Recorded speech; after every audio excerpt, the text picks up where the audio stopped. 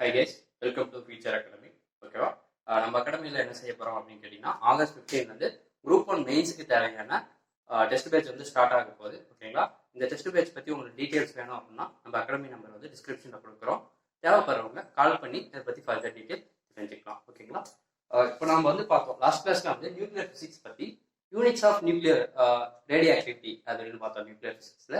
So இப்போ என்ன பார்க்க போகிறோம் அப்படின்னு கேட்டிங்க அப்படின்னா, நம்ம சொல்லிட்டு இருக்கோம் சார் ஆல்ஃபா பார்ட்டிகல் வரும், பீட்டா பார்ட்டிகல் வரும், காமா பார்ட்டிகல் வரும்.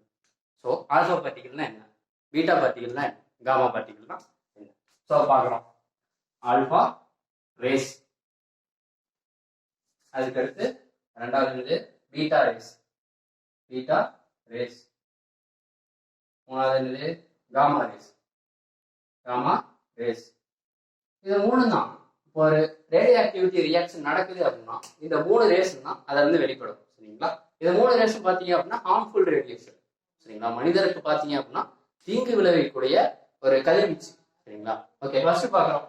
ஃபர்ஸ்ட் பாயிண்ட்ல ஆல்ஃபா பார்ட்டிகல்னா என்ன அப்படின்னு பார்த்தீங்க அப்படின்னா வாட் அப்படின்னு பார்த்தா ஒரு ஹீலியம் நியூக்ளியை, ஒரு ஹீலியம் நியூக்ளியை, ஒரு ஹீலியம் இருக்கு இல்லையா, அதனுடைய நிறைய ஹீலியம் நியூக்ளியை சேர்ந்ததா இந்த ஆல்ஃபா ரேஸ். ஒரு ஆல்ஃபா ரே இப்படி பாயுது அப்படின்னா அது ஃபுல்லா ஹீலியம் நியூக்ளியா இருக்கும். ஓகேங்களா? ஹீலியம் ஹீலியம் ஹீலியம் ஹீலியம் மாதிரி ஃபுல்லா இருக்கும். அடுத்து இங்க பாக்குறோம் பீட்டா பார்ட்டிகல்னா என்ன அப்படின்னு பாத்தீங்கன்னா ஒரு நியூட்ரான், ஒரு எலக்ட்ரான், ஒரு எலக்ட்ரான். சரிங்களா? எலக்ட்ரான் பீம், எலக்ட்ரான் ரேஸ் அப்படின்னு சொல்றதான் இந்த பீட்டா ரேஸ். அதுக்கு அடுத்து பாக்குறோம் காமா அப்படின்னா எலக்ட்ரோ மேக்னெட்டிக் வேவ்ஸ்.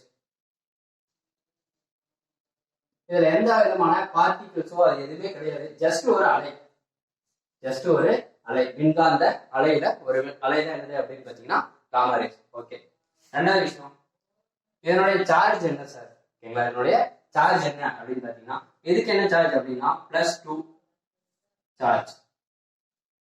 சார்ஜ் பொறுத்த வரைக்கும் ஆல்பா பார்ட்டிகளுக்கு +2, பீட்டா பார்ட்டிகள் பாத்தீங்க அப்படின்னா -1. ஏன்னா எலக்ட்ரானுக்கு வந்து எவ்வளவு இருக்கும்? -1 சார்ஜ் இருக்கும். அதுக்கடுத்து பாக்குறீங்க இதுக்கு வந்து நோ சார்ஜ், சார்ஜே கிடையாது. காரணம் இது ஒரு wave, not a particle, just A wave. இது வந்து அலை தான், எந்த ஒரு பார்ட்டிகளும் இது கிடையாது. அதுக்கடுத்து பார்க்கணும். சரி, சார்ஜ் பார்த்துட்டோம் இல்லையா, இதனுடைய அயனைசிங் பவர் அப்படின்னு சொல்றோம், அயனியாக்கும் தன்மை அப்படின்னு சொல்றோம். சரிங்களா? அது என்ன சார் அயனைசிங் பவர் அப்படின்னா, இப்போ ஒரு பாக்ஸ் இருக்குன்னு வச்சுக்கோங்க. இந்த பாக்ஸ்ல alpha rays, beta rays, gamma rays, இது மாதிரி 3 ரேஸை உள்ள தள்ளுறோம். சரிங்களா? உள்ள வெட்டுறோம்னு வச்சுக்கோங்களேன். இங்க இருக்கக்கூடிய ஏர் பார்ட்டிகல், இங்க இருக்கக்கூடிய ஏரை வந்து அது என்ன செய்யும் அப்படின்னு பாத்தீங்கன்னா பாசிட்டிவ் சார்ஜ், நெகட்டிவ் சார்ஜ் அப்படின்னு அயன்ஸா பிரிக்கும் இல்லையா. ஸோ இதெல்லாம் என்ன சொல்றோம் அப்படின்னு பாத்தீங்கன்னா அயனியாக்கும் தன்மை அப்படின்னு சொல்றோம். சரிங்களா? இந்த அயனியாக்கும் தன்மை பாத்தீங்க அப்படின்னா ஆல்பா பார்ட்டிகல் இதே ரேஞ்சுக்கு இருக்கும். ஆல்பா பார்ட்டிகளுக்கு அதிகமா இருக்கும், பீட்டாவுக்கு மீடியமா இருக்கும், காமா ரேஸ் வந்து ரொம்ப ரொம்ப கம்மியா இருக்கும். ஓகேங்களா? இது எவ்வளவு இருக்கும் அப்படின்னு பாத்தீங்கன்னா இப்போ ஒரு 100 டைம்ஸ், ஓகேங்களா, 100 times into beta particle. Beta பார்ட்டிகளோட பீட்டா ரேஸோட ஒரு 100 மடங்கு அதிகமா இருக்கும். அதுவே நீங்க காமா ரேஸ் எடுத்துக்கிட்டீங்க அப்படின்னா காமா ரேஸோட 1000 மடங்கு அதிகமா இருக்கும் காமா ரேஸ். ஸோ பீட்டா ரேஸோட 100 மடங்கும் காமா ரேஸோட 1000 மடங்கு அதிகமா இருக்கும். யாருடைய அயனைசிங் பவர்? நம்மளுடைய ஆல்பா பார்ட்டிகளோட. ஓகேங்களா? பட் இதை பார்த்தீங்க அப்படின்னா அயனைசிங் பவர் இதுக்கு பார்த்தீங்க அப்படின்னா லோவா தான் இருக்கும். இதை கம்பேர் பண்ணும்போது இதுக்கு வந்து லோ ஜஸ்ட் கம்மியா தான் இருக்கும். அதே பார்த்தீங்க அப்படின்னா நீங்க ஒரு காமா பார்ட்டிகல் பார்த்தீங்கன்னா வெரி லோ, ரொம்ப கம்மி, பீட்டா பார்ட்டிகளோட ரொம்ப கம்மி. சரிங்களா? அதுக்கு எடுத்து பார்க்கலாம் பெனட்ரேட்டிங் பவர் அப்படிங்கிறோம். பெனட்ரேட்டிங் பவர் அது என்ன சார்? பெனட்ரேட்டிங் பவர், ஒரு பொருள் இருக்கு, அந்த பொருள்ல இந்த ரேஸை நம்ம பட வைக்கும் போது இதை ஊடுருவுதா இல்லையா அப்படிங்கிறத விஷயம். இப்போ கிளாஸ் ஓகேங்களா, ஒரு கிளாஸ் இருக்கு, அதுல லைட் ரேஸையோ சன்லைட் அதெல்லாம் வருது பார்த்தீங்கன்னா நமக்கு அப்படியே பெனட்ரேட் ஆகி இந்த சைடு வருது. சரிங்களா? பட் இதே ஒரு கார்ட்போர்ட் ஷீட் வைக்கிறோம், ஒரு பேப்பரை வைக்கிறோம், அதோட ஷேடோ தான் முடியுது, அது பெனட்ரேட் ஆகிறது இல்லை, அதுல ஊடுருவது இல்லை. சரியா? இது பேர் தான் வந்து பெனட்ரேட்டிங் பவர் அப்படின்னு சொல்றோம். ஆல்பா பார்ட்டிகல் பார்த்தீங்க அப்படின்னா லோ, கம்மியா தான் இருக்கும். ஜஸ்ட் ஒரு பேப்பர் இருக்குன்னு வச்சுக்கோங்க, பேப்பரையே தாண்டது கஷ்டமான விஷயம், ஒரு ஷீட்டையே இது தாண்டது ரொம்ப கஷ்டமான விஷயம். பட் பீட்டா பார்ட்டிகல் பார்த்தீங்க அப்படின்னா அந்த ஷீட்டை தாண்டி, ஓகேங்களா, ஓரளவுக்கு ஹை தான். ஓகேங்களா. இதை தாண்டிட்டு என்ன செய்யும் அப்படின்னு பார்த்தீங்கன்னா, ஒரு சின்ன மெட்டல் ஃபாயில், ஒரு மெட்டல் ஷீட் இருக்கு இல்லையா, அதையும் தாண்டுற அளவுக்கு இந்த பீட்டா பார்ட்டிகிள்கிட்ட கெப்பாசிட்டி இருக்கு. என்னதே பெனட்ரேட்டிங் பவர். அதே நீங்க பார்க்குறீங்க காமா ரேடியேஷன் அப்படின்னு பார்த்தீங்க அப்படின்னா, காமா ரேஸ் வந்து என்ன செய்யும் அப்படின்னு பார்த்தீங்கன்னா, டோட்டலா சரிங்களா, ஒரு செங்கலை வச்சிங்களா கூட, ஒரு செங்கல் எவ்வளோ பெரிய செங்கலை வச்சோம் அப்படின்னா கூட இந்த செங்கலையே தாண்டிட்டு போகும் சரிங்களா. அந்த அளவுக்கு இதுகிட்ட வந்து என்ன இருக்கு அப்படின்னு பார்த்தீங்கன்னா, பெனட்ரேட்டிங் பவர் இருக்கு. Very high, very high. அப்படியே பாருங்க. அதே அயனைசிங் பவர்னு பார்த்தீங்கன்னா இந்த இடத்துல வருது ஓகேங்களா. அதே பெனட்ரேட்டிங் பவர்னு பார்த்தீங்கன்னா இந்த இடத்துல டிக்ரீஸ் ஆகிட்டு போகுது ஓகேங்களா. இந்த இடத்துல இன்க்ரீஸ் ஆகிட்டு வருது ஓகேங்களா. பாருங்க. ஓகே, அதுக்கு அடுத்து பார்க்குறோம் என்ன அப்படின்னு பார்த்தீங்கன்னா, இப்போ இந்த ரேஸ்லாம் இருக்கு. இதை வந்து ஒரு எலக்ட்ரிக் ஃபீல்டுலையோ அது ஒரு மேக்னெட்டிக் ஃபீல்டுலையோ விடும்போது இது என்ன ஆகும் அப்படின்னு பார்த்தீங்க அப்படின்னா, இது வந்து டிஃப்ளெக்ட் ஆகுங்க. டிஃப்ளெக்டட் காரணம் ஏன்னா இது வந்து பாசிட்டிவ் சார்ஜ் பார்ட்டிகள், இதுக்கு வந்து சார்ஜ் இருக்கு. ஸோ இது வந்து டிஃப்ளெக்ட் ஆகும். டிஃப்ளெக்டட் என்னன்னா, அது எப்படி சார் டிஃப்ளெக்ட் ஆகும் அப்படின்னு பார்த்தீங்கன்னா, இப்படி ஒரு ஃபீல்டு இருக்குன்னு வச்சுக்கோங்க, மேக்னெட்டிக் ஃபீல்டோ ஒரு எலக்ட்ரிக் ஃபீல்டோ இப்படி இருக்கு. இங்க வந்து ஒரு ஆல்ஃபா ரேஸை விட்டோம் அப்படின்னா அது வந்து இப்படி டிஃப்ளெக்ட் ஆகும், இப்படி வளையும் சரிங்களா. ஓகே, அதுக்கு அடுத்து பீட்டா பார்ட்டிகள். பீட்டா பார்ட்டிகள் விடுறதும் இது டிஃப்ளெக்டட், இதுவும் டிஃப்ளெக்ட் ஆகும். பட் இதுல ஒரு condition, opposite to alpha particle, alpha rays. Alpha ரேஸ்க்கு எதிர் திசையில டிஃப்ளெக்ட் ஆகும். காரணம் இது பாசிட்டிவ் சார்ஜ், இது வந்து நெகட்டிவ் சார்ஜ். நெகட்டிவ் சார்ஜ் அவ்வளவுதான். பாசிட்டிவ் சார்ஜுக்கு ஆப்போசிட் டைரக்ஷன்ல நெகட்டிவ் சார்ஜ் டிஃப்ளெக்ட் ஆகும் அவ்வளவுதான் சரிங்களா. ஆனா இது பார்க்கணும் நாட் டிஃப்ளெக்டட். ஏன் காரணம் இதுல வந்து சார்ஜே இல்லை, இதுல வந்து சார்ஜே கிடையாது ஓகேங்களா. No charge. ஸோ டிஃப்ளெக்ட் ஆகிறதுக்கான வாய்ப்பு கிடையவே கிடையாது. அதுக்கு எடுத்து பார்க்குறோம். ஆறாவது ஸ்பீடு கம்பேர் பண்றோம். ஸ்பீடு பார்த்தீங்க அப்படின்னா இது ரொம்ப கம்மியா இருக்கும், இது ஓரளவுக்கு இருக்கும், இது ரொம்ப அதிகமா இருக்கும். ஓகே, ரொம்ப அதிகமா இருக்கும் அப்படின்னா அது எவ்வளவு இருக்கும் சார் அப்படின்னா, லைட் ஆஃப் ஸ்பீட், லைட்டோனுடைய வேகத்துக்கு இருக்கும் ஓகேங்களா. லைட் ஸ்பீட், லைட்டினோட ஸ்பீடு என்னவோ அந்த அளவுக்கு இருக்கும். இது ஒரு வேகம், அது ஒரு வேகம். ஸோ லைட்டினோட ஸ்பீட் என்னவோ அந்த அளவுக்கு இருக்கும். பட் பீட்டா பார்ட்டிகல் பார்த்தீங்க அப்படின்னா இதை விட கம்மியா இருக்கும் ஓகேங்களா. லைட் ஸ்பீட்ல எவ்வளவு இருக்கும் அப்படின்னா 9/10, 10/9 பங்கு தான் இருக்கும் ஸ்பீட் ஆஃப் லைட். அதுக்கு அடுத்து பார்த்தோம் அப்படின்னா இதனுடைய ஸ்பீட் பார்த்தீங்கன்னா 1/10 to 1/20 இதுக்குள்ளதான் இருக்கும் ஸ்பீட் ஆஃப் லைட்.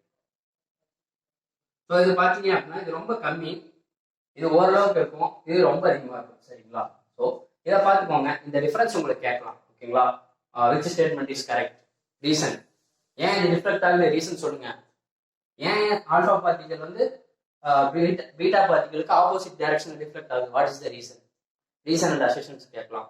ஸ்டேட்மெண்ட் 1 2 3 கேட்கலாம். மேட்ச் த ஃபாலோவிங்ல பெனட்ரேட்டிங் பவர் கொடுத்துட்டு மேட்ச் த ஃபாலோவிங் கொடுக்க சொல்லலாம். அசெண்டிங் ஆர்டர்ல இந்த 3 இதை அரேஞ்ச் பண்ண சொல்லலாம், டிசெண்டிங் ஆர்டர்ல அரேஞ்ச் பண்ண சொல்லலாம். ஸோ அதை பார்த்துக்கோங்க ஓகேவா. ஓகே கைஸ், ஸோ இப்போ பார்த்தோம் ஆல்பா பார்ட்டிகல் பீட்டா பார்ட்டிகல் பத்தி பார்த்தோமா. ஸோ அதை வச்சு ஒரு லா, ரேடியோ ஆக்டிவ் டிஸ்பிளேஸ்மெண்ட் லா, ஆக்டிவ் டிஸ்பிளேஸ்மெண்ட் லா சரியா அப்படின்னு சொல்லிட்டு ஒரு லா சொல்றாங்க. யார் சார் சொல்றா அப்படின்னு பார்த்தீங்கன்னா 1913 சோடி அண்ட் பெஜன் சரிங்களா.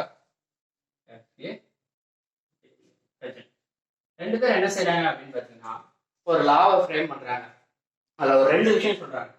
ஃபர்ஸ்ட் பாயிண்ட் என்ன சொல்றாங்க அப்படின்னு பார்த்தீங்க அப்படின்னா, இப்போ ஒரு ரியாக்ஷன் வந்து சரிங்களா, ஒரு ரியாக்ஷன் வந்து ஆல்பா பார்ட்டிகளை எமிட் பண்ணுது வந்து பார்த்தீங்க அப்படின்னா, ஆல்பா பார்ட்டிகள் வந்து எமிட் பண்ணுது அப்படின்னு வச்சுக்குவோம் அப்படிங்கிறாங்க. ஸோ அப்படி எமிட் பண்ணா நம்மளுக்கு ஒரு ரியாக்ஷனோட சரிங்களா ஒரு இது இருக்குன்னு வச்சுக்கோங்க, யுரேனியம் 238 சரிங்களா. ஸோ அது 92 என்ன சொல்றாங்க அப்படின்னு பார்த்தீங்கன்னா, இங்க இந்த இது மாதிரி ஒரு இது இங்க வந்து ஒரு ஆல்பா டிகேக்கு உட்படுதுன்னு வச்சுக்குவோம் சரிங்களா. ஆல்பானா நமக்கு என்ன 2He4 சரிங்களா. அட்டாமிக் நம்பர் வந்து 2, மாஸ் நம்பர் வந்து 4. இங்க ஒரு மெட்டல் நமக்கு வந்து கிடைச்சிருக்கும். இங்க ஒரு எலமெண்ட் வந்து ப்ராடக்ட்ல கிடைச்சிருக்கும். என்ன சொல்றாங்க அப்படின்னா, ஒரு ஆல்பா டிகேக்கு ஒரு ரியாக்ஷன் உட்பட்டுச்சு அப்படின்னு பாத்தீங்க அப்படின்னா, அந்த ரியாக்ஷனோட இங்க ரியாக்ஷன் இருக்கு இல்லையா, இங்க வினைக்கு உட்படக்கூடிய பொருள்ல மாஸ் நம்பர் வந்து 4 குறைஞ்சிருக்கும். மாஸ் நம்பர் வந்து 4 குறைஞ்சிருக்கும். அட்டாமிக் நம்பர் வந்து 2 குறைஞ்சிருக்கும். அட்டாமிக் நம்பர் வந்து 2 குறைஞ்சிருக்கும் அப்படின்னு சொல்றாங்க. சரிங்களா? காரணம் என்ன? ஏன்னா ஆல்பா பார்ட்டிகளோட அட்டாமிக் நம்பர் என்ன? 2. மாஸ் நம்பர் என்ன? 4. ஏன்னா இது ஒரு ஹீலியம் பார்ட்டிகல். ஓகேவா? இது புரியுதா? அது பார்க்குறோம். அதுக்கடுத்து இதுல என்ன சொல்றாங்கன்னா, ஒரு பீட்டா பார்ட்டிகல் வந்து வெளிவருதுன்னு வச்சுக்கோங்க. வந்து ஒரு பீட்டா பார்ட்டிகல் வந்து வெளிவருது எமிட்டட் அப்படின்னு வச்சுக்கிட்டீங்க அப்படின்னா, பீட்டா பார்ட்டிகளுக்கு என்ன பண்ணலாம்? -E0. ஓகேங்களா? ஸோ அப்ப என்ன நடக்கும் அப்படின்னு mass number remains same. Mass number வந்து சேமா இருக்கும். பட் இந்த அட்டாமிக் நம்பர் வந்து 1 ஆட் ஆயிருக்கும். ஓகேங்களா? அட்டாமிக் நம்பர் வந்து 1 ஆட் ஆயிருக்கும் அப்படின்னு சொல்றாங்க. ஓகேங்களா? இதுதான் ஒரு 2 law. Alpha particle and beta particle எமிட்டானா என்ன நடக்கும் அப்படின்னு சொல்றாங்க. அதுக்கடுத்து பார்க்குறோம் என்ன சொல்றாங்க அப்படின்னு பார்த்தீங்கன்னா, ஆல்பா டிகே அப்படின்னு ஆல்பா டிகே, ஆல்பா சிதைவு அப்படின்னு சொல்றாங்க. என்ன சொல்றாங்க அப்படின்னு பார்த்தீங்கன்னா, இப்போ ஏதோ ஒரு ரியாக்ஷன் எடுத்துக்கோங்க. 92 யுரேனியம் 238.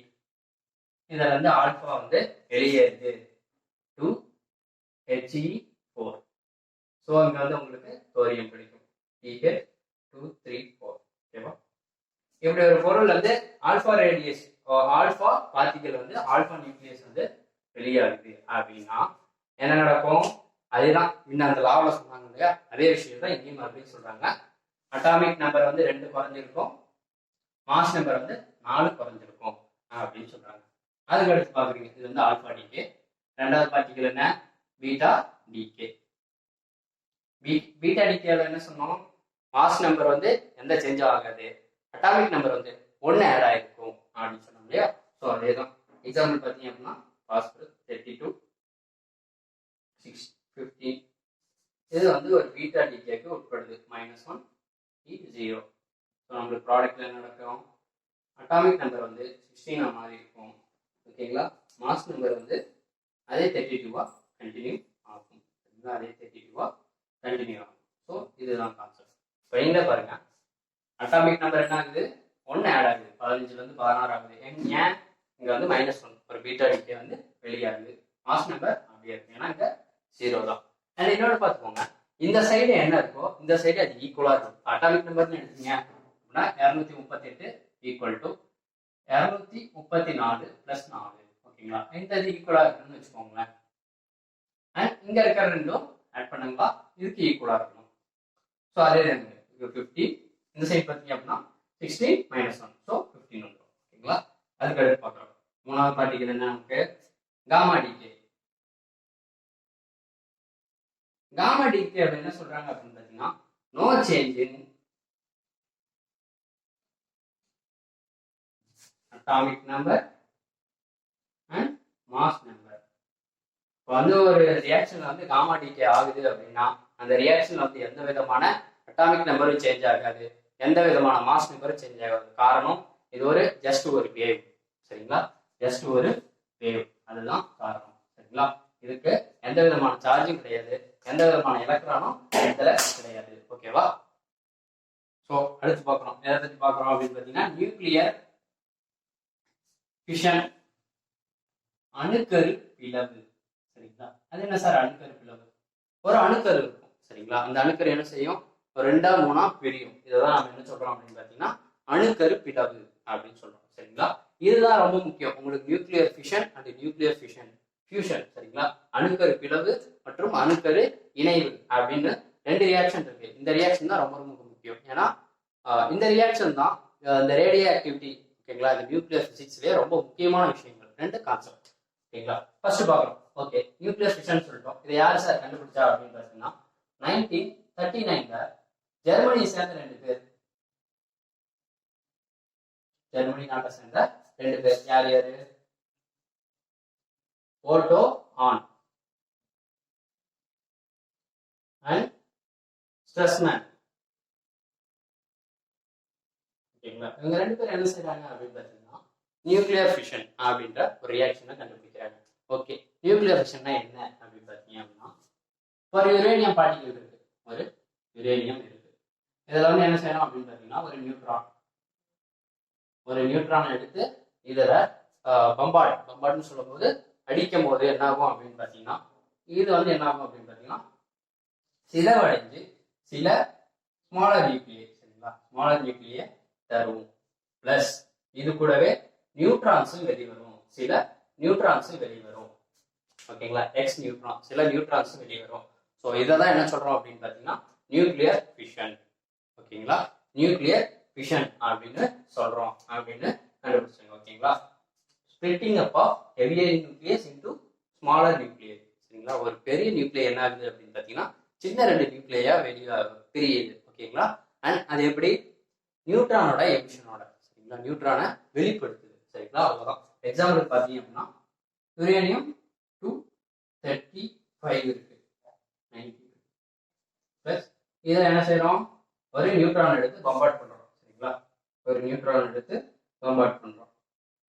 நியூட்ரான் எடுத்து நம்ம இது மேல மோத வைக்கும் போது என்ன ஆகுது அப்படின்னா, இது ஒரு 2 விஷயமா பிரியுது. என்னென்ன அப்படின்னு பார்த்தீங்கன்னா, பேரியம் 141 பிளஸ் கிரிப்டான் 92. ஓகேங்களா, கிரிப்டான் 92 56 ஓகேவா, பிளஸ் 3 நியூட்ரான். ஓகேங்களா, 3 நியூட்ரான். ஸோ அதை பாருங்க, ஒன்றும் இல்லை, என்ன ஆகுது 235 இருக்கு. சரிங்களா, யுரேனியம் 235 இருக்கு. அதை வந்து ஒரு நியூட்ரான் பார்ட்டிகளோட நம்ம மோத வைக்கிறோம். இந்த இடத்துல 2 ஸ்மாலர் நியூக்ளியே தெரியுது, 56 36 அப்படின்னு சொல்லிட்டு கம்மியான அட்டாமிக் நம்பர் இருக்கக்கூடிய நியூக்ளியஸா பிரியுது.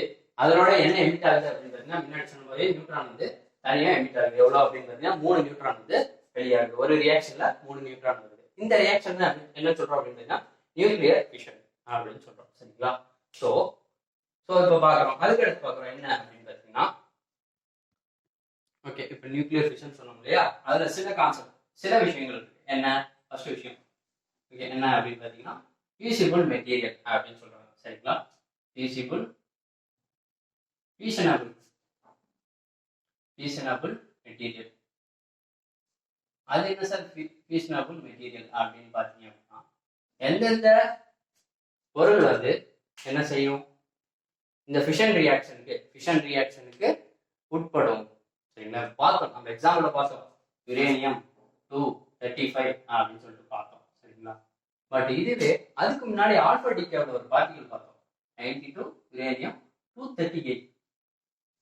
ஏன் இந்த மெட்டீரியல் வந்து ஃபியூஷன் ரியாக்ஷனுக்கு வராதா, அணுக்கரு பிளவு ஆகாதா அப்படின்னா ஆகாது. சரிங்களா, நேச்சுரலாவே இதுக்கு அந்த ப்ராப்பர்ட்டி கிடையாது. நிறைய ஐசோடோப்ஸ் இருக்கு யுரேனியம் பொறுத்தவரை, 235 இருக்கு, 236 இருக்கு, சரிங்களா, 238 இருக்கு. ஸோ இதெல்லாம் இருக்கு, பட் இந்த 235 தான் ரொம்ப அதிகமாக கிடைக்கும். சரிங்களா, ஸோ அது நேச்சுரலாகவே வெளிப்படுத்தும். ஓகேவா, ஸோ இதுதான் நம்ம என்ன சொல்றோம் அப்படின்னு எந்தெந்த மெட்டீரியல் இப்படி ரெடியா இருக்கோ, என்னால் வந்து நியூக்ளியர் ஃபிஷன் ரியாக்ஷனுக்கு உட்பட முடியும், எந்த வித கட்டுப்பாடும் இல்லாம, எந்த வித தூண்டுதலும் இல்லாம அப்படின்னு சொல்லுதோ, அது எல்லாமே என்ன சொல்றோம் அப்படின்னு ஃபியூஷனபிள் மெட்டீரியல். பட் இதுவே யுரேனியம் 238 வச்சிருக்கோம் இல்லையா, இது ஃபியூஷனபிள் மெட்டீரியல் கிடையாது. ஏன்னா இது வந்து ரெடியா அதை இது பண்ணாது, தயாரா இருக்காது. பட் இதை வந்து நம்ம கன்வெர்ட் பண்ணலாம். சில ப்ராசஸ் மூலம் நம்ம என்ன செய்யலாம் அப்படின்னு பார்த்தீங்கன்னா, இந்த 238 ஃபியூஷனபிள் மெட்டீரியலா கன்வெர்ட் பண்ணலாம். சரிங்களா, இப்படி இருக்க மெட்டீரியல்ஸ்க்கு நம்ம என்ன பேர் சொல்றோம் அப்படின்னு பார்த்தீங்கன்னா, இயற்கையாகவே அதுக்கு ப்ராப்பர்ட்டி கிடையாது, பட் நம்மளால சேஞ்ச் பண்ண முடியும் அப்படின்னா அதுக்கு பேர் என்ன சொல்றோம் அப்படின்னு கேட்டீங்கன்னா ஃபெர்டைல் மெட்டீரியல்.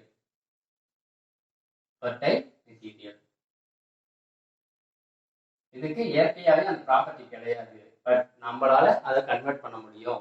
சரிங்களா, நம்மளால அதை வந்து ஃபெர்டைல் மெட்டீரியலா கன்வெர்ட் பண்ண முடியும் அப்படின்னு இருந்துச்சு அப்படின்னா அது வந்து ஃபெர்டைல் மெட்டீரியல். சரிங்களா, ஃபியூஷனபிள் மெட்டீரியலா நம்ம கன்வெர்ட் பண்ண முடியும் அப்படின்னா அது வந்து ஃபெர்டைல் மெட்டீரியல் அப்படின்னு சொல்றோம். சரிங்களா, ஸோ இதுதான் ஃபியூஷனபிள்னா என்ன, ரெடியா இருக்கணும் இந்த ரியாக்ஷனுக்கு.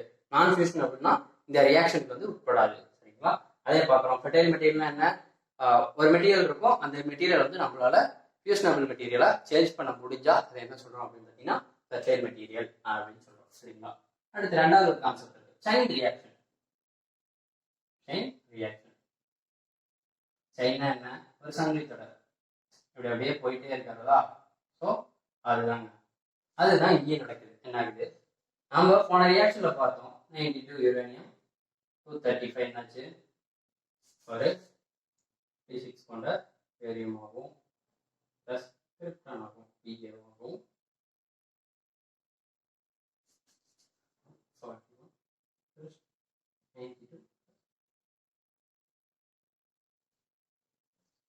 நியூட்ரானா மாறிடுச்சு இல்லையா. இந்த இடத்துல பாருங்க, நம்ம என்ன சேர்த்தோம், ஒரே ஒரு நியூட்ரான் சேர்த்தோம். இப்போ ஒரு நியூட்ரானாலே இந்த மாதிரி ஒரு ரியாக்ஷன் நடந்துடும். பட் இங்க பார்த்தோம் அப்படின்னா 3 நியூட்ரான் ரிலீஸ் ஆகுது. சரிங்களா. ஸோ இதுதான் இந்த 3 நியூட்ரான் போய் என்ன செய்யும், இன்னும் 3 நியூட்ரானுக்கு போய் ரியாக்ஷன் கொடுக்கும். இன்னும் 3 யுரேனியத்தை இது தாக்கக்கூடும். சரிங்களா. இன்னும் 3 யுரேனியம் ஆட்டத்தை வந்து இதனால மாற்ற முடியும். யுரேனியம் நியூக்ளியை வந்து இது எஃபெக்ட் பண்ணி இது மாதிரி இதே ரியாக்ஷன் மறுபடியும் ஒரு 3 வரும். அந்த ரியாக்ஷன் வந்து ஒரு 3 வரும். ஸோ இது மாதிரி ஜிபி என்ன சொல்றதுன்னா போயிட்டே இருக்கும், முடிவு இல்லாம 3. இங்க வந்து வரக்கூடிய 3 நியூட்ரான் வந்து போய் ஒரு 9 நியூட்ரான் உருவாக்கும். ஸோ அவங்க 9 வந்து இன்னும் பல இது உருவாக்கிட்டு போயிட்டே இருக்கும். சரிங்களா. ஜாமெட்ரிக்கல் ப்ரோக்ரஷன், அர்த்தமெட்டிக் ப்ரோக்ரஷன் அப்படின்னு நம்ம படிச்சிருக்கோம் இல்லையா. ஸோ இது வந்து ஜிபி, ஜாமெட்ரிக்கல் பெருக்கு தொடர். சரிங்களா. பெருக்கு தொடர்ல பெருக்கமாயிட்டே போயிட்டே இருக்கும். இது 2 ரியாக்ஷன் சொல்றோம். ஒன்று வந்து அன்கண்ட்ரோல்டு. அது என்ன சார் அன்கண்ட்ரோல்? நம்மளால இந்த ரியாக்ஷனை கண்டிப்பா கண்ட்ரோல் பண்ணவே முடியாது. காரணம் இதுல வந்து யுரேனியம் இருக்கு, பிளஸ் இங்க பாத்தீங்க அப்படின்னா நியூட்ரானும் வெளிப்பட்டுக்கிட்டே இருக்கு. ஸோ இந்த யுரேனியத்தை வந்து இந்த நியூட்ரான் சிதைவடைய செஞ்சுக்கிட்டே இருக்கும். சரிங்களா. இந்த ரியாக்ஷன் நடந்துகிட்டே இருக்கும். ஸோ இது நம்ம என்ன சொல்றோம் அப்படின்னு பார்த்தீங்கன்னா அன்கண்ட்ரோல். பட் எது இன்னொன்று இருக்கு, கண்ட்ரோல். இந்த அன்கண்ட்ரோல் கண்ட்ரோல்டுலாம் ரொம்ப முக்கியம். ஏன் அப்படின்னு பார்த்தீங்கன்னா இந்த அன்கண்ட்ரோல்லாம் எது மாதிரி விஷயத்துக்கு பயன்படுது அப்படின்னு பார்த்தீங்கன்னா ஆட்டம் பாம். பட் இந்த கண்ட்ரோல் பார்த்தீங்க அப்படின்னா நியூக்ளியர் ரியாக்டர். சரிங்களா. அணு உலையெல்லாம் கேள்விப்படணும் இல்லையா, அணுவின் நிலையம். சரிங்களா. ரியாக்டர்ல இந்த மாதிரி ரியாக்ஷன் தான் யூஸ் பண்ணுவோம். சரி, அப்படி என்ன சார் இந்த இடத்துல செய்யறோம் அப்படின்னு பார்த்தீங்கன்னா கண்ட்ரோல் ராட் அப்படின்னு சொல்லிட்டு ஒரு விஷயத்தை யூஸ் பண்றோம். இந்த விஷயம் என்ன செய்யும், இங்க வரக்கூடிய இல்லையா, இங்க வரக்கூடிய நியூட்ரான் 3 நியூட்ரான் இருக்குன்னா 2 நியூட்ரானா அப்சர்வ் பண்ணிடும். மீதி இருக்கக்கூடிய ஒரு நியூட்ரான் தான் இருக்கும். அந்த நியூட்ரான் என்ன செய்யும், ஒரே ஒரு யுரேனியம் ஆட்டத்தை மட்டும்தான் அஃபெக்ட் பண்ணும். ஸோ இந்த இடத்துல ஓரளவு கண்ட்ரோல்டா இருக்கு, அது வந்து கண்ட்ரோல் ரியாக்ஷன். பட் இந்த இடத்துல பாத்தீங்க அப்படின்னா அன்கண்ட்ரோல். ஏன்னா நம்மளால அந்த நியூட்ரானை பிடிக்க முடியல, அது பாட்டு போயிட்டே இருக்கு, நம்ம பிடிக்க இருக்கோ இல்லை. ஓகேங்களா. காரணம் இது வந்து ஒரு ஆட்டம் பாம் அது மாதிரியான விஷயத்துல யூஸ் பண்றோம். இதை பார்த்தீங்க அப்படின்னா கண்ட்ரோல் ரியாக்ஷன் வந்து நியூக்ளியர் ரியாக்டர் இது மாதிரி ஆக்கப்பூர்வமான விஷயங்களுக்கு யூஸ் பண்றது எல்லாமே இந்த கண்ட்ரோல் ரியாக்ஷன் தான் யூஸ் பண்ணுவோம்.